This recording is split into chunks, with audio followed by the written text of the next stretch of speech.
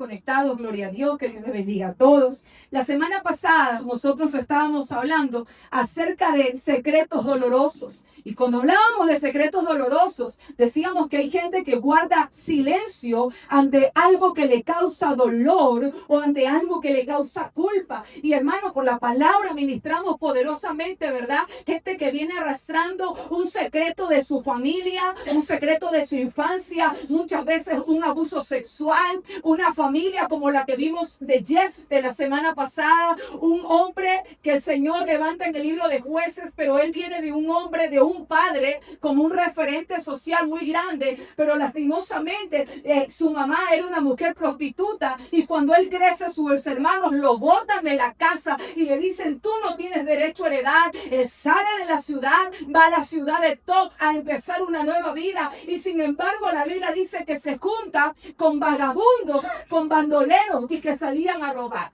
Nosotros vimos esto la semana pasada, como un secreto doloroso, como un secreto lleno de culpa puede afectar a una persona en sus decisiones, en relaciones e incluso, hermano, en una relación con Dios. Por eso decía la semana pasada, qué tremendo es cuando una iglesia no tiene empatía y no se ponen los zapatos en el lugar de la otra persona. Todos los que venimos a la iglesia, hermano, no hemos venido caminando sobre flores de lavanda. Hemos venido rotos, hemos venido dañados, muchos con una vergüenza familiar, con una vergüenza moral, con una enfermedad. Y cuando venimos a Cristo, Él es grande y misericordioso para redimirnos por medio de su sangre. Pero cuando se habla de liberación, no solamente tengo que ser libre del orgullo, no solamente tengo que ser libre de la envidia, no solamente tengo que ser libre de la incredulidad. Hay secretos que carcomen a la gente, que causan tanto dolor e incluso hay relaciones que no podemos tener afectivas con personas. Hay gente, hermano, que no se deja amar. Qué difícil es cuando tú quieres darle amor a una persona, a un hijo, a un amigo, a alguien en la iglesia y esa persona no puede recibir la capacidad de amar porque hay un daño. La semana pasada hablé de secretos dolorosos que pueden ser por vergüenza o por culpa. Pero hoy por medio de la palabra yo quiero mostrarle dos ejemplos de gente en la Biblia que nos demuestran que supieron lidiar con esa culpa ajena. Porque muchas veces el secreto, la vergüenza que se carga no es propia, es ajena. Pero ¿cómo soy libre de esa culpa ajena? ¿Cómo soy libre del error de otra persona? Que de alguna manera, intrínsecamente, yo tengo que llevar ese dolor o esa vergüenza.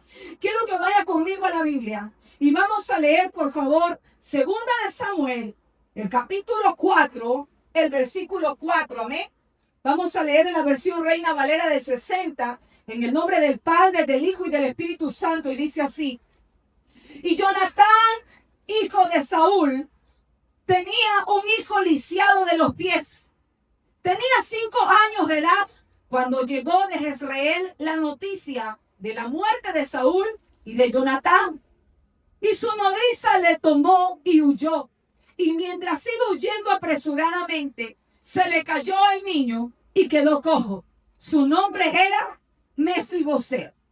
¿Cuántos hemos escuchado esta historia? Yo creo que todos, ¿verdad? La Biblia dice que Mefiboset era nieto del rey Saúl y era hijo de Jonatán. Y dice la Biblia que ellos murieron en la batalla del monte Gilboa. Se sabía que habían matado al rey, que toda la dinastía de esa casa, que toda la familia real estaba en peligro. La nodriza, la Biblia no dice cómo se llamaba ni cuántos años tenía, pero sí de entender que en un gesto de amor, la nodriza no dejó al niño botado, lo tomó en brazos y salió huyendo para preservar la vida del niño. Repito, la Biblia no dice cuántos años tenía la nodriza, y la Biblia dice que en el apresuro de cargar al niño, el niño se le cayó. Muchas veces, hermano, cuando se ha predicado esta historia se dice: pero qué torpe la nodriza, cómo se le cayó al niño. Pero qué tal si la nodriza era una mujer mayor. ¿Qué tal si era tanto el amor? A lo mejor podría haber sido una mujer anciana o una mujer de una edad madura. Pero el amor de ella, que no maten al hijo de su Señor, la hizo tomar a los niños en brazos y salir huyendo. Y el niño, dice la Biblia, que se le cayó. Y de la caída, el niño quedó cojo. Usted conoce la Biblia. Fue el final de la casa de Saúl. Fue el final de toda esa familia. Pero queda un heredero. Pero este heredero queda lisiado de los pies. Qué tremendo es, amados hermanos, cuando vemos la historia de este niño. Lastimosamente, sus pies quedaron lisiados. Yo quiero hablar en esta hora de a poder, cómo ser libre de la culpa ajena. Porque, hermano, aquí a él se le afectaron sus piernas. Y yo me puedo imaginar que cuando él creció le decían, ay, pobrecito, si lo viste al hijo del rey, quedó cojo. Ay, pero ¿qué le habrá pasado que se quedó cojo? ¿Sabe qué? Le voy a contar algo. Cuando yo hacía el estudio, yo me acordaba de algo que yo viví cuando era niña y que me molestaba. Yo tuve un accidente en mi pierna derecha a los 7 años. Tuve un accidente en la escuela. Y recuerdo que nos estaban haciendo un chequeo médico y teníamos que caminar una gran distancia. En la escuela que yo estudiaba también había un convento y teníamos que ir hacia la parte del convento. Y nos mandaron en grupo. Siempre yo iba con mi hermana gemela porque éramos seguidas en la lista. Pero ese día la profesora nos mandó en grupos separados. Yo iba caminando y de regreso había una varilla, había una parte de la escuela que estaba en construcción y la varilla me atraviesa la pierna derecha. Una parte de la varilla atravesó mi pierna. Yo recuerdo que la alé, pero la otra parte de mi vestido, de mi uniforme, quedaba debajo de la rodilla. El ojal de los botones se me enreda con una banca de metal oxidada y al enredarse en el uniforme me termina de desgarrar la pierna. Y recuerdo que en mi inocencia yo no quería que nadie vea lo que me pasaba. Mis compañeras subieron y yo subí lentamente. Recuerdo, hermanos, que yo veía mi pierna desgarrada, veía mi músculo desgarrado, veía mi rótula, el hueso, lo veía completamente. Y con mis manos pequeñas tapé mi herida con mi uniforme. El uniforme se me encharcó de sangre y subí. Cuando la profesora vio, ella se sorprendió y bueno, rápidamente me dieron asistencia. Lastimosamente la primera ayuda que me dieron no fue buena. Pasaron casi un mes y la herida no cicatrizaba. Es más, estaba cogiendo un mal olor. Mi mamá me lleva nuevamente a que me revisen. Tuvieron que limpiar, cortar porque la herida no cicatrizaba. Y cuando abrieron se dieron cuenta que los hilos de adentro de la cosida estaban en una posición hacia arriba, lo que lascaba la piel y no permitía que cicatrice la herida. Y yo sufrí mucho, hermanos. Pero ¿sabe qué es lo que más a mí como niña me molestaba? Y crecí escuchando eso en la escuela hasta que salí de escuela y fui al colegio. No soportaba que la gente que le digan a mis compañeros, no corran en el patio. Ya van a ver que puede pasar lo mismo que Sandy. Por ir corriendo se les va a pasar lo mismo que Sandy. Y yo tenía un coraje por dentro porque yo sabía que yo tuve un accidente no por correr. En esa escuela había un internado, había niñas que vivían internadas. Y una chica del internado mucho más grande que mí me empujó y yo caí sobre la varilla. Y yo tenía ganas de decir mentirosa, yo no corrí, a mí me empujaron. Uno es niño y uno quiere defenderse. Pero era tanto mi temor a las horas, a las profesoras, habían esas reglas enormes que yo silenciaba. Pero crecí escuchando, no corran porque se pueden caer como Sandy. No corran porque se pueden caer como Sandy. Y cuando yo leí este pasaje, me pongo a pensar las veces que a lo mejor a Mefibosé le dijeron, ¿qué habrá hecho? ¿Qué habrá hecho su abuelo? ¿Qué habrá hecho su padre? Todos muertos y este quedó lisiado. ¿Cuál es la maldición de esa casa? Todos muertos y este no quedó para gobernar porque ni las piernas le valen. El murmullo de la gente, las críticas de la gente. Muchas veces decimos, yo no soy culpable de ese error. Y hay gente que recibe un mal juzgamiento por algo que no ha tenido la culpa. Mefibosé no tuvo la culpa que mataran a su padre y a su abuelo. Mefibosé no tuvo la culpa que en un día toda la casa de su padre fuera extinguida. Mefibosé no tuvo la culpa que en querer salvarlo se cayó de las manos de la nodriza. Y la Biblia dice que se quedó lisiado de las piernas. Cuando alguien sufre una situación cambiante en su vida, de una magnitud tan grande como la que vivió Mefibosé, hermano, el daño no es solo físico, el daño es emocional. Amén. El daño es emocional. ¿Cuánta gente vive con una vida de fuerza, de y aparente fuerza ante los demás, porque se levantan un bloque, se levantan, hermano, ¿cómo decirlo? Un cerco para que nadie lo pueda herir, para que las burlas sean impenetrables, para que el dolor a la crítica a uno no le afecte. Quisiera yo entender cuál fue el dolor que vivió Mefiboset. Ahí va lisiado. Pobrecito, es que a lo mejor si el padre o el abuelo siguiera siendo rey, le hubieran buscado los mejores médicos de Egipto. Pero qué pena, ya no tiene quien vea por él. Qué pena, está condenado a una silla de ruedas. Qué pena, no se va a casar. Qué pena, no se va a sentar en la silla de gobierno. ¿Cuántas cosas ha de haber escuchado ese muchacho? Y creció no solamente lisiado sus pies, sino como un alma lisiada.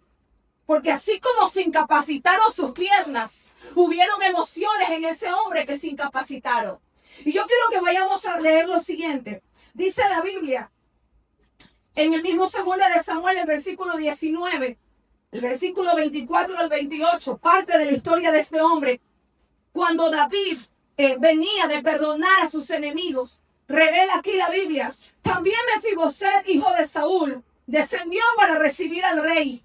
Escuchen, por favor, no había lavado sus pies, no había cortado su barba, ni tampoco había lavado sus vestidos. Desde el día en que el rey salió hasta el día que el rey volvió en paz. Luego vino a él, a Jerusalén, a recibir al rey. Y el rey, hablando del rey David, le dijo, Mefiboset, ¿por qué no fuiste conmigo? Y él respondió, rey, señor mío, mi siervo me engañó. Pues tu siervo había dicho, embalárdame el asno y montaré en él e iré al rey, porque tu siervo es cojo. Pero él ha calumniado a tu siervo delante de mi señor el rey. Mas mi señor el rey es como un ángel de Dios. Haz pues lo que bien te parezca. Porque escuchen por favor, toda la casa de mi padre era digna de muerte delante de mi señor el rey. Y tú pusiste a tu siervo entre los convidados a tu mesa. ¿Qué derecho pues tengo aún para reclamar más al rey? La Biblia habla de que David salió a pelear una batalla. Mefiboset era hijo del mejor amigo del rey David, Jonatán. Y cuando David iba a pelear contra sus enemigos, hubo gente que no era parte del ejército, pero era parte del pueblo y de una manera simbólica fueron detrás del rey. Gente que estuvo orando por el rey, gente que estuvo perseverando, velando, pernotando hasta que el rey regresara con victoria de esa batalla. Cuando David regresa de esa batalla, le dice a Mefiboset, Mefiboset, ¿por qué tú no fuiste como el resto? ¿Por qué tú no me acompañaste en esta travesía? Y Mefiboset le dijo, Señor, yo hubiera querido ir, pero mi siervo, Siba, era el siervo, el criado que ayudaba a Mefiboset. Él me engañó y no he podido ir. ¿Sabe qué dice él? Recuerda que soy cojo. Recuerda que soy cojo. Yo veo algo. David no lo trató como cojo. David le dijo, ¿por qué no fuiste conmigo? Pero Mefiboset dijo, recuerda que yo soy un cojo. Hay gente que al igual que David no está viendo tus defectos.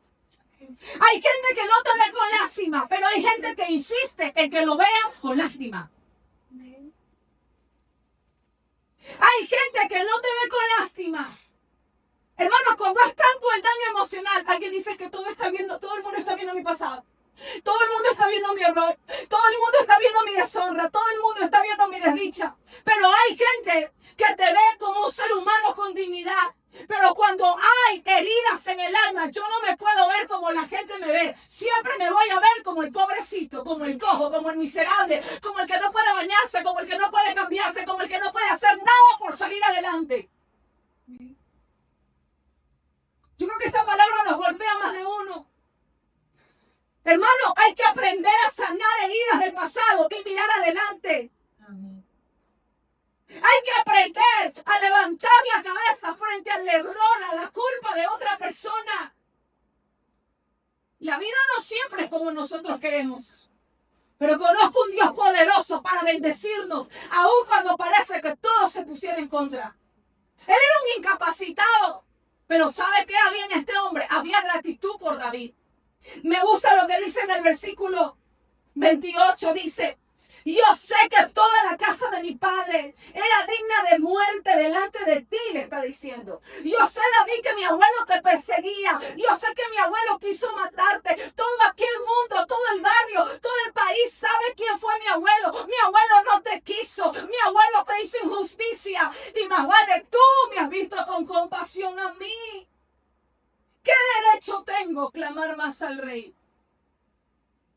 ¿Sabe qué hizo David con este hombre? Le dijo: sí, tú eres lisiado, pero tú te vas a sentar en el lugar que te corresponde sentarte. ¿En dónde? En la mesa del rey. Porque aunque tu abuelo haya muerto, aunque tu padre haya muerto, aunque no haya quien te pueda poner una corona de herencia, hay un lugar para ti en la mesa de los reyes. Hermano, le quiero hacer una pregunta. ¿Por qué, habiendo conocido a Cristo y habiéndote el Señor redimido con su sangre, todavía te ves con lástima? Hay gente que no entiende que el Señor tiene preparado un lugar especial en su mesa, y hay gente que quiere seguirse sintiendo miserable. No hay peor bajeza que hace el diablo que tomar la mente de una persona y hacerla sentir su miseria más grande de lo que fue o de lo que es. David dijo un día: ¿hay alguien de la casa de Saúl? ¿Hay alguien de la casa de Jonatán que yo tenga que hacerle misericordia? Y siempre nos falta alguien que diga: sí, ahí está el hijo de Jonatán, un lisiado. ¿Sabe qué me imagino? Que la gente decía: oye, Mefibosé, ¿y cómo así que te sientas en la mesa del rey David? Oye, ¿y cómo así David te quiere y te sienta en su mesa? Porque David debería matarte. Porque aquí todo el mundo sabe que tu abuelo era malo con David. Todo el mundo sabe aquí que tu abuelo quiso perseguir y aniquilar a David. Y David ha tenido misericordia contigo. ¿Sabe qué es vivir bajo la sombra de un error que no es de uno, hermano? Yo predicaba esto la semana pasada. En otro lugar, lógicamente. Y algo que yo puedo entender es cuántas madres viven bajo la vergüenza de un acto que hizo un hijo que no es su culpa. Cuántas madres quizás van a la tienda y dicen: mira, ahí va la señora Juana. Ay, pero qué terrible el hijo marihuanero. ¿Se ha visto que salieron en la prensa cuántas pandillas? Ahí estaba el hijo de ella. Cuando sacaron la pandilla que cogieron, ahí estaba la cara del hijo de ella. Qué terrible es vivir sabiendo que hay la vergüenza, la culpa de un acto que usted no cometió, pero que representa a su familia. ¿Sabe qué, hermano? Mefibosé cambió la historia de un lisiado. Cuando él se sentaba a la mesa del rey, cuando uno se sienta a la mesa, lo último que se ve son los pies. Amén. Cuando tú te sientas a la mesa del rey, cuando tú te dejas amar por Dios, cuando tú coges el lugar que Dios tiene para ti, lo último que la gente va a ver son tus errores. Hermano, yo no sé con qué errores, vergüenza, debilidades hemos venido a Cristo. Pero cuando el Señor prepara una mesa y usted se sienta ahí, con lo último que se van a ver son esas vergüenzas. ¿Sabe qué significa el nombre de Mefibosé? El nombre de Mefibosé significa destructor de vergüenza. Destructor de vergüenza. Yo no sé cuándo me pueden recibir este mensaje esta noche, pero si hay una vergüenza que te ha venido persiguiendo por tu familia, por un acto de deshonra, en el nombre de Jesús, tú tienes que levantarte como Mefibosé. Tú tienes que destruir esa vergüenza. Esa vergüenza que me seguía ya no me sigue más. Hoy se destruye. Hoy se termina toda vergüenza que estaba sobre mi casa. Toda vergüenza que estuvo sobre mi familia. Toda vergüenza que la gente decía cuando hablaba, cuando murmuraba, cuando criticaba de mi familia. Amén. Gloria a Dios. Destructor de vergüenza. Amén. Usted tiene que decidir que en su vida algo tiene que cambiar. Repito, hermano, como lo he dicho en otras ocasiones, usted y yo no somos responsables de los errores de los pasados, pero sí somos responsables de cambiar en este presente y de permitirnos que el Espíritu Santo haga una obra poderosa en cada uno de nosotros. De eso sí somos responsables. Yo no puedo ser responsable, usted no puede ser responsable de qué padres usted tuvo, de cuál fue la infancia que usted le dieron, de qué ambiente usted se creó. Usted no escogió eso. pero somos responsables ahora de tener una vida justa y recta delante del Señor. Pueden un aplauso al Señor en esta noche. Quiero hablar de otra mujer que vivió en un secreto doloroso y lleno de vergüenza, pero que decidió cambiar su historia. Vaya conmigo a la vida de Génesis, capítulo 38, y quiero leer el versículo 8 al 11. Dice así: entonces Judá dijo a Onán: llégate a la mujer de tu hermano y despósate con ella. Levanta descendencia a tu hermano. Y sabiendo Onán que la descendencia no había de ser suya, sucedía que cuando se llegaba la mujer de su hermano, vertía en tierra por no dar descendencia a su hermano. Y desagradó en ojos de Jehová lo que hacía, y a él también le quitó la vida. Y Judá dijo a su nuera, a Samar su nuera: quédate viuda en casa de tu padre, hasta que crezca Sela mi hijo, porque dijo: no sea que muera él también como sus hermanos. Y se fue Tamar y estuvo en casa de su padre. ¿Quién era Tamar? Tamar fue 2 veces nuera de Judá. Había una ley que se practicaba, la ley del levirato. En esta ley del levirato resultaba que cuando un hombre moría, le daban a esa esposa, a su hermano, pero cuando éste se casaba con la que fue mujer de su hermano, los hijos con ella tenían que ser en memoria del difunto. De alguna manera reivindicaban al difunto, le daban cierta honra.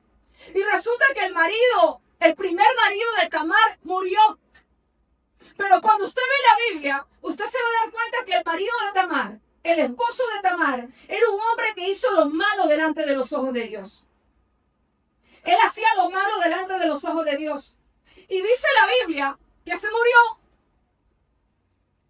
Viene el suegro y le dice a su segundo hijo, Onán: tienes que casarte con tu cuñada. Levántale descendencia a tu hermano muerto. Él se casa con ella. Pero dice la Biblia que cada vez que tenía un acto sexual, cuando él le tocaba terminar, el semen de él caía en tierra. Porque él decía: no, si yo tengo hijos con mi cuñada, esos hijos no van a ser míos, van a ser en memoria del difunto. Terminaba en tierra. Y dice la Biblia que el Señor, que Dios se enojó y lo mató. Qué terrible la historia de esta mujer. 2 veces viuda. Y viene el suegro la tercera vez. Tenía otro hijo varón, pero le dijo: ¿sabes qué, Tamar? Yo creo que es hora que te regreses a la casa de tu papá. Cuando mi hijo se la crezca, yo te lo voy a dar. Pero hasta mientras, pasa tu viudez en la casa de tu padre. ¿Sabe qué pienso yo? Que la gente que no sabía por qué Dios había matado a esos 2 hijos de Judá, la gente que no entendía qué pasaba tras bastidores, a veces juzga por lo que ve, pero no sabe lo que en realidad pasa. Seguramente le decían en la tienda: la ves a Judá, tremenda, esta mujer algo ha hecho, está maldita porque todos los maridos se le mueren. Y regresó a la casa de su padre y a lo mejor su familia le decía: ¿qué pasó? ¿Por qué tienes 2 veces un marido muerto? ¿Qué es lo que pasa contigo? Que todos los que se casan contigo terminan muertos. Y a lo mejor ella en silencio, sin poder decir: es que ustedes no saben quiénes fueron mis maridos. Es que ustedes no saben que eran hombres que no temían a Dios y por eso Dios los cortó. Ella no decía nada. En silencio. En secreto, llevando un dolor. Porque aunque la gente no sabía quién había sido el esposo de Tamar, ella sí sabía quién había sido su esposo. Hermanos, ¿cuántos secretos la gente lleva en silencio? ¿Cuántos secretos de que le dicen: oye, ¿y quién es el papá de tu hijo? ¿Y de quién sacaste esa barriga? Y mujeres que prefieren decir: sí, es que no se quiso ser responsable, a decir: es que este niño es producto de una violación. Por eso es que, hermano, no podemos juzgar. Al libro no se lo puede jugar por la portada, no es cierto. Lastimosamente vivimos en una sociedad que la gente es muy rápida para juzgar y para señalar, pero no se sabe lo que pasa tras vestidores. ¿Cómo habrán visto a Tamar? ¿Cómo le habrá visto a la gente, la reputación, la sociedad de ese tiempo? Y quiero que vaya conmigo, por favor, a la Biblia. Al versículo 13, saltémonos, por favor, al versículo 13.